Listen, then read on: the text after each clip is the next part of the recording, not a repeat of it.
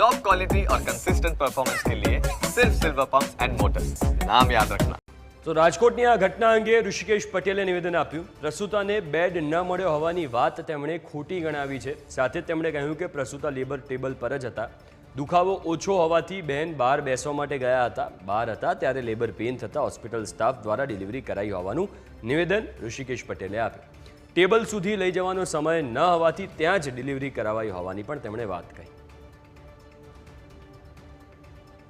જે મેં પ્રાથમિક માહિતી લીધી અને તાજેતરની જ ઘટનાઓ છે, આજના દિવસની જ ઘટનાઓ છે, એમાં માહિતી લેતા એવું માલુમ પડ્યું કે જે બહેનને આપણે પ્રસૂતિ માટે દાખલ કર્યા હતા એ લેબર ટેબલ ઉપર જ હતા અને બીજી વખતની ડિલિવરી હતી, એટલે સ્વાભાવિક બીજી વખતની ડિલિવરીમાં વેઇટિંગ પીરિયડ ઓછો હોય છે, એટલે થોડું દર્દ ઓછું થતાં એ બહેને હું બહાર બેસું છું એમ કહી અને બહાર ગયા અને એ દરમિયાન ત્યાં લેબર પેન ઉપડતા ત્યાંને ત્યાં હોસ્પિટલની નર્સ અને ડૉક્ટરોએ ત્યાં ડિલિવરી કરાવી।